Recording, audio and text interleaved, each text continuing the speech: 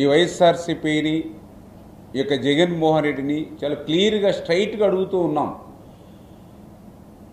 ఏదైతే 2020 ఆగస్టులో వచ్చినటువంటి 23 లక్షల క్యూసిక్కుల నీరుకి డయాఫ్రమ్ వాళ్ళు దెబ్బతిన్నదని సాక్షాత్తు నీతి ఆయోగ్కి ఇచ్చినటువంటి రిపోర్ట్లో ఐఐటి హైదరాబాద్ నిపుణులు చెప్పిన మాట వాస్తవమా కాదా? ఇది ప్రకృతి తప్పిదం కాదు, ఇది ప్రభుత్వ తప్పిదము. ఇటువంటి క్రిటికల్ ప్రాజెక్టులలో ఇటువంటి ఏజెన్సీని రద్దు చేసేటువంటి ప్రయోగాలు చేయవద్దు అని ఐఐటి హైదరాబాద్ తన రిపోర్టులో చెప్పినటువంటి మాట వాస్తవమా కాదా? ఏదైతే 2020లో వచ్చినటువంటి వరదలకు ఎగువ కాపర్ డ్యాము ఆ మిగిలినటువంటి ఆ 15-20% పూర్తి చేయకపోవడం వల్లే ఆ గ్యాప్ నుండే మొత్తం వరద నీరు ప్రవహించేటువంటి మార్గం ఉండడంతో ఆ యొక్క వరద నీరు సుడులు తిరుగుతూ ఆ డయాఫ్రమ్ వాల్కి ముందున్నటువంటి ఇసుకను సైతం 56 అడుగులు క్రిందికి అగాధాల మాదిరిగా ఏర్పాటుపోయి మరి డయాఫ్రమ్ వాల్ దెబ్బతిన్నది అని చాలా క్లియర్గా ఐఐటి హైదరాబాద్ నిపుణులు తమ రిపోర్ట్లో ఇచ్చినటువంటి మాట వాస్తవమా కాదా? మరి ఏదైతే పనిచేసేటువంటి ఏజెన్సీని రద్దు చేయడం వల్ల 13 నెలలు ఏ పని చేయకుండా 2019 నుంచి 2000 మళ్ళీ జూలై నెల వరకు 13 నెలలు ఏ పని లేకుండా ఉన్న ఏజెన్సీలు రద్దు చేయడం వల్లే ఇటువంటి పరిస్థితి వచ్చింది అని ఐఐటి హైదరాబాద్ నిపుణులు మరి నీతి ఆయోగ్ కమిటీ రిపోర్ట్లో ఇచ్చినటువంటి మాట వాస్తవమా కాదా? ఏదైతే ఉన్న ఏజెన్సీల్ని రద్దు చేస్తే సమయం డిలే అవడంతో పాటుగా రేపు ఆ యొక్క ప్రాజెక్టుకి కానీ డ్యామ్కి కానీ భద్రత విషయంలో ఇబ్బంది వస్తే ఏ ఏజెన్సీ బాధ్యత వహిస్తుంది? ఒకే వర్క్ని 2 ఏజెన్సీలు పనిచేస్తే ఎవరు బాధ్యత వహిస్తారు రేపు ప్రమాదం వస్తే అని పీపీఏ సిఈఓ ఆ రోజునటువంటి జైన్ గారు ఈ యొక్క రాష్ట్ర ప్రభుత్వానికి లేఖ రాయడం వాస్తవం కాదా?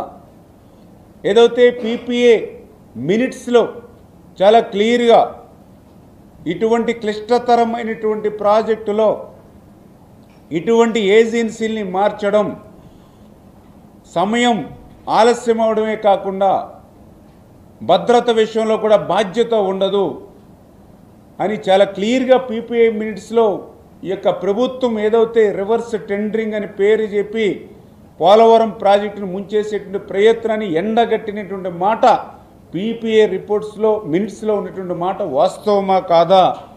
ఈ యొక్క జగన్మోహన్ రెడ్డి వైఎస్ఆర్సీపీ సమాధానం చెప్పాల్సిన అవసరం ఉంది ఆంధ్రప్రదేశ్ రాష్ట్ర రైతాంగానికి, ఆంధ్రప్రదేశ్ రాష్ట్ర ప్రజలకు. అంతకు మించి ఈరోజు పోలవరం ప్రాజెక్టు మీద మాట్లాడేటువంటి అర్హత ఈ వైఎస్ఆర్సీపీ పార్టీకి లేదు అనేటువంటి విషయాన్ని స్పష్టంగా చెప్తూ ఉన్నా.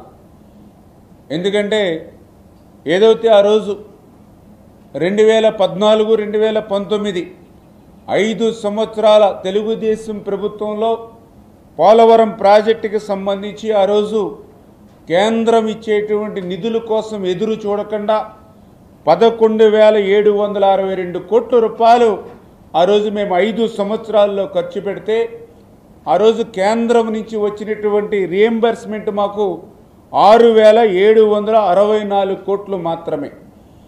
అంటే ఆ రోజు కేంద్రం ఇచ్చేటువంటి నిధుల కోసం వేచి చూడకుండా ప్రతి క్షణము ప్రతిరోజు కూడా అమూల్యమని ఆ రోజు మేము భావించి 4,908 కోట్ల రూపాయలు రాష్ట్ర ప్రభుత్వ ఖజానా నుంచి ఎదురు మేము పోలవరం ప్రాజెక్టుని పరిగెట్టించి కట్టించడానికి మేము ఖర్చు పెడితే మరి మీరు 2019, 2024 మీ 5 సంవత్సరాల మీ పాలనలో మీరు ఖర్చు పెట్టింది కేవలం 4,167 కోట్లు.